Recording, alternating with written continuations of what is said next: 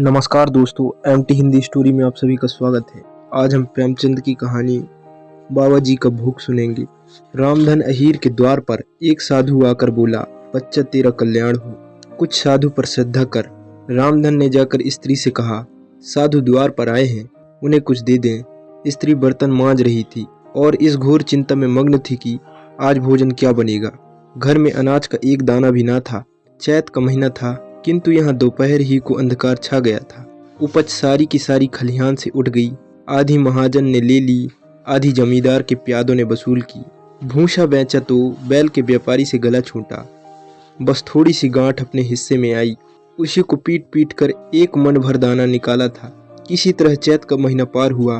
अब आगे क्या होगा, क्या बैल खाएंगे, क्या घर के प्राणी खाएंगे, यह ईश्वर ही जाने। पर द्वार पर साधु आ गया है, उसे निराश कैसे लौटाएं, अपने दिल में क्या कहेगा। स्त्री ने कहा, क्यों दे दूं, कुछ तो रहा नहीं। रामधन जा देख तो मटके में कुछ आटा वाटा मिल जाए तो ले आ। स्त्री ने कहा, मटके झाड़ पोंछ कर तो कल ही चूल्हा जला था, क्या उसमें बरकत होगी। रामधन, तो मुझसे तो यह न कहा जाएगा कि बाबा घर में कुछ नहीं है, किसी के घर से मांग ला। स्त्री, जिससे लिया उसे देने की नौबत नहीं आई, अब और किस मुंह से मांगू। रामधन, देवताओं के लिए कुछ अगावा निकाला है ना, वही ला दे आऊं। स्त्री, देवताओं की पूजा कहाँ से होगी। रामधन, देवता मांगने तो नहीं आते, समाई होगी करना, ना समाई होगी ना करना। स्त्री, अरे तो कुछ अगावा भी पसेरी दो पसेरी है, बहुत होगा तो आधा शेर। इसके बाद क्या फिर कोई साधु ना आएगा, उसे तो जवाब देना ही पड़ेगा। रामधन, यह बला तो टलेगी, फिर देखी जाएगी। स्त्री झुंझलाकर उठी और एक छोटी सी हांडी उठा लाई, जिसमें मुश्किल से आधा सेर आटा था। वह गेहूं का आटा बड़े यत्न से देवताओं के लिए रखा हुआ था। रामधन कुछ देर खड़ा सोचता रहा, तब आटा एक कटोरे में रखकर बाहर आया और साधु की झोली में डाल दिया। महात्मा ने आटा लेकर कहा, बच्चा अब तो साधु आज यही रमेंगे, कुछ थोड़ी सी दाल दे तो साधु का भोग लग जाए। रामधन ने फिर आकर स्त्री से कहा, संयोग से दाल घर में थी। रामधन ने दाल नमक उपले जुटा दिए, फिर कुएं से पानी खींच लाया। साधु ने बड़ी विधि से बाटियां बनाई, दाल पकाई और आलू छोले में से निकालकर भुर्ता बनाया।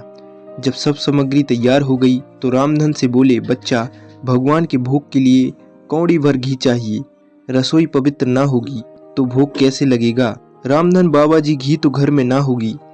साधु, बच्चा भगवान का दिया तेरे पास बहुत है, ऐसी बातें न कह। रामधन, महाराज मेरे गाय भैंस कुछ नहीं है, घी कहाँ से होगा।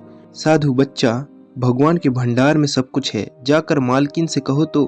रामधन ने जाकर स्त्री से कहा, घी मांगते हैं, मांगने को भीख, पर घी बिना कौर नहीं घसता।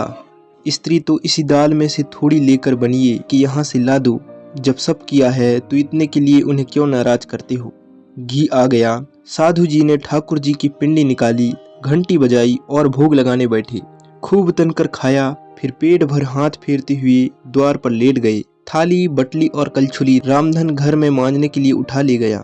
उस रात रामधन के घर चूल्हा नहीं जला, खाली दाल पकाकर ही पी ली। रामधन लेटा तो सोच रहा था, मुझसे तो ये ही अच्छे हैं। अगर आपको ये कहानी अच्छी लगी हो तो लाइक शेयर और कमेंट कीजिए और ऐसी ही नई वीडियो के लिए चैनल को सब्सक्राइब कर लीजिए।